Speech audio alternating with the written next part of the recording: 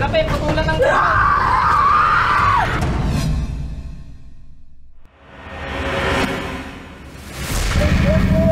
Sinubukan niyang gamutin ang lolang umiihiraw ng insekto.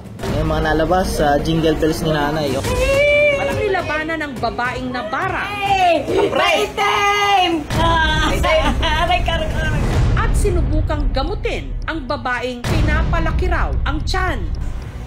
Inggit. Anong kinainggitan mo dito? Aray ko! Aray ko!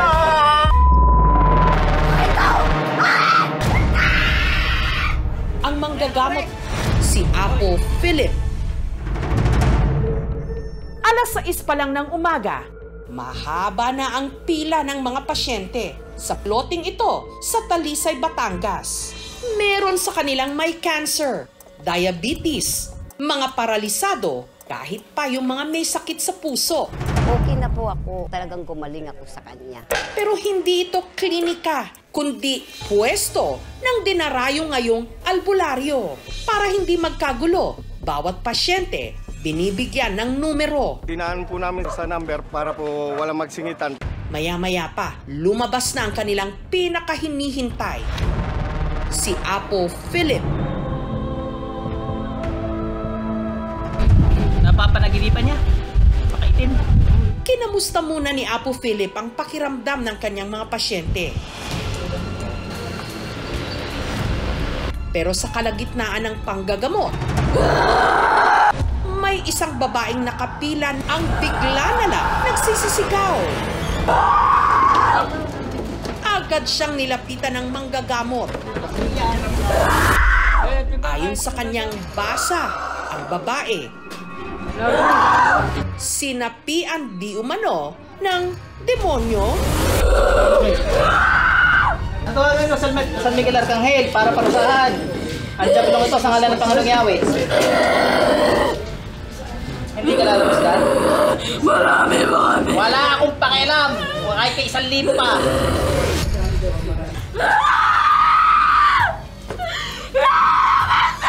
Sirapin, putulan ng Lati ko. Sa lakas magpumiglas ng dalaga, ilang tao ang nagtulong-tulong para siya'y pakalmahin. Sibat na liwanag. Pero tila nagmamatigas ang di umano sumanib sa babae. Ayaw ma. Tusukin kita kahit saan. Magabay, putulin niyo yung numero. Kaya si Apo Philip ginamit ang isang armas, isang malaki at mahabang kahoy na itim na kung tawagin, dignum. Hinipan niya ito at inilapat sa leeg ng babae na parang ginigilitan. Oh, Propetong Moises, kung pahirapan mga jablong tao sa ngalan ng Panginoong Yahweh. Si Moises, puluputan ng leeg ng mga jablong tao. Pero ang katunggaling nila lang na lumukob daw sa pasyente, hindi raw nagpadaig. Hindi pa kami tapos ng lintik na ito.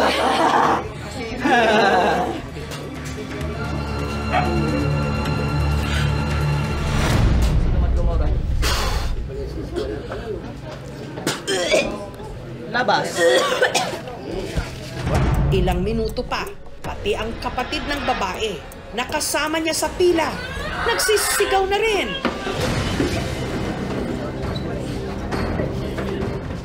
Ang unang babae, kumalma.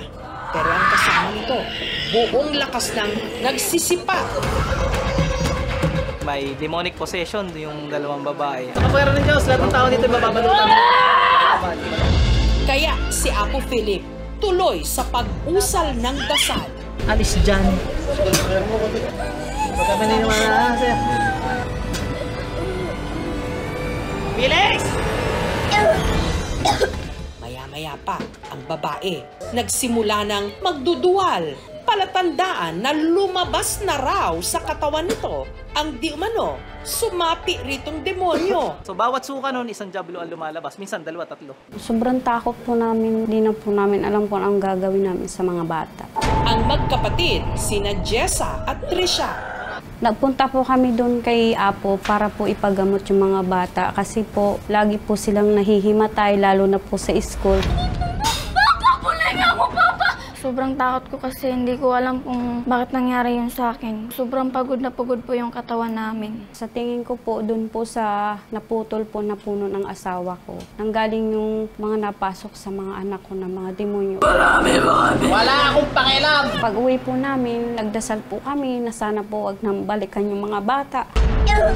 If it's hot or tuyo, na-dehydrate yung isang pasyente, pwedeng anemic yung isang pasyente, so pwedeng siyang nagkakaroon ng pangihilo o minsan nahihimatay pa. Bilang proteksyon sa mga kalaban niyang puwersa ng kadiliman at kasamaan, si Apo Philip nagpatato ng tinatawag na pentagram na isa raw anti-possession symbol.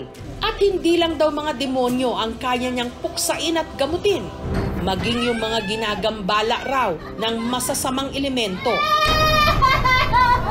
Kagaya na lang sa kaso ni Laralyn na di umano natipuhan ng kapre. Si Laralyn pinapikit ni Apo Philip, pagkatapos kinausap na nito ang anya sumapi sa kanya. Tantanan mo itong demonyo ka ha. Natawag ko siya Arcangheles, San Miguel Arcangel. Patay ng demonyo to sa ngalan ng Panginoong Yahweh. Hindi ka paspada mo. Ilang sandali pa ang pasyente, biglang nanlisik ang mga mata.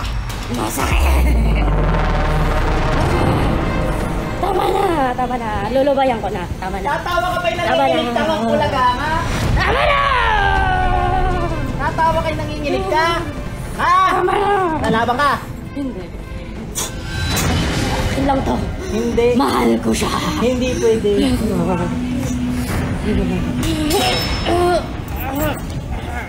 Laban. Hindi na mo to ha. Nung gumamit na ang manggagamot ng piraso ng kahoy na idinikit nito sa katawan ni Laralyn, Sa kapangyarihan ng Panginoong Yahweh, dadalo yung kidlat sa iyo. tila tuluyan ng nanghina ang di umano sumabi ritong kapre. Ayaw kong pag-alagala kay sa lupa ha. Tara, balik. Natulog ko si Ingrid. Balik, ano ka to? Si Delara to? Wala na, okay na. Ayon kay Laralyn, nagsimula raw ang lahat nung nangupahan sila sa isang resort sa Talisay, Batangas nitong nakaraang taon. Noong una kasi po ay nananaginip na po talaga ako. Malaki po siyang tao na itim lang siya, as in nakakatakot yung itsura niya. Ang mukha niya galit na galit. Hanggang ang nilalang, di umano, nagpakita pa sa kanya. Dito lang po sa house na to. Siya ulit, pero ang pogi niyang lalaki, pero itim. Para takasan ang nanggagambalang kapre, makailang beses daw lumipat ng tirahan sina Laralyn. Pero hindi raw siya tinampanan nito. Natutulog po ako. Napaginipan ko siya. Ang laking tao na gusto akong yakapin. Siguro may gusto siya sa akin. Papanaginipan mo lagi? Opo. Dito na raw niya naisipang lumapit kay Apo Philip. Tama na! Akin lang to. Hindi. Mahal ko siya. Hindi pwede. Isang araw matapos magpagamot kay Apo Philip, si Laralyn tuluyan na raw nilubayan ng kanya raw manliligaw. After nung nagpagamot ako sa kanya, kinabukasan nag-alay ako. After ko mag-alay, nakita ko siya dyan, sa may atis. Ang mukha niya sugatan. Bata pa lang daw si Apo Philip, batid na niyang meron siyang di umano, espesyal na kakayahan.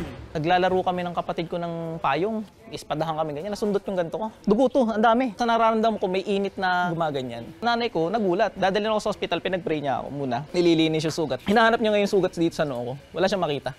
Mula raw noon, pinag-aralan ni Apo Philip ang makapanggamot hanggang isang araw may lumapit sa kanyang di umano, kinulang. Tinry ko gamutin. Nag-okay naman siya hanggang sa, syempre, yung word of mouth.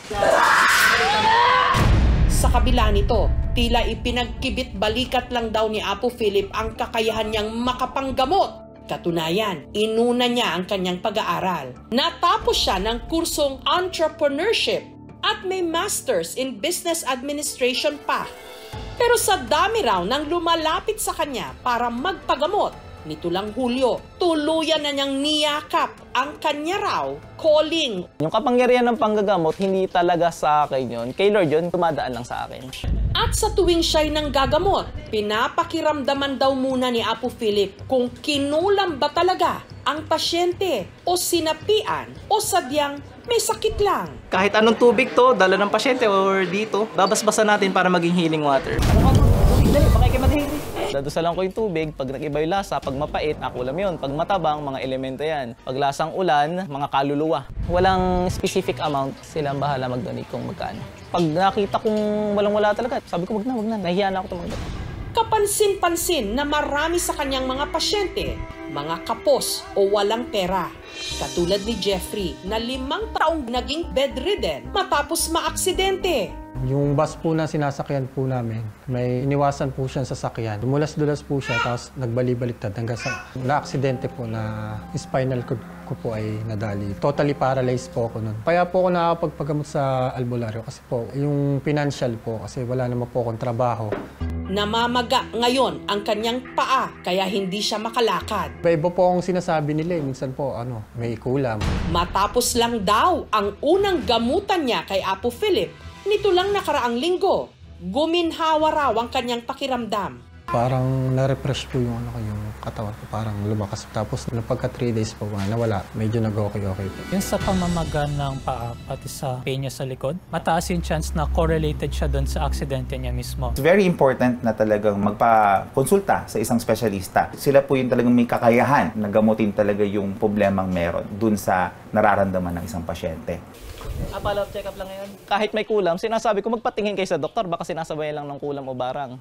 Pag sinabi na ng hospital, yung gastos dun sa kurso ng sakit, umaatras na kasi wala siyang savings. Pangalawa, wala siyang HMO card. Ang payo natin, pumunta naman tayo sa doktor para meron naman evidence-based tayong medicine. Kanya-kanyang paniniwala yung mga tao. Evidence-based naman tayo, may gumagaling. Pag minaramdaman sila na sakit at walang makita yung doktor, willing ako i-accept sila. Pwede natin itong maipaliwanag through placebo effect. Yung simpleng pagsabi sa atin na tayo ay gagaling and naniniwala tayo, very powerful kasi yung mind natin. So, nagkakaroon din tayo nung biglang strength. Sirapin, putulan ng Unang-una, kapag ginagamit mo ang kapangyarihan ng Diyos sa panggagamot o pagpapalayas ng masamang espiritu, hindi naman talaga yun ang bawal na sinasabi ng simbahan. Kung nakakatulong ka naman sa tao at hindi nasisira ang pagkatao ng tao, sa tingin ko, wala namang masama doon. Sa mga kapuspalad, nananatiling mga albularyo ang takbuhan. Marami. Pero ang mas nakakatakot na katotohanan, marami sa ating mga kababayan walang kakayahang malunasan ang kanilang buhay na sa pakiwari nila mala impyerno. Tama na!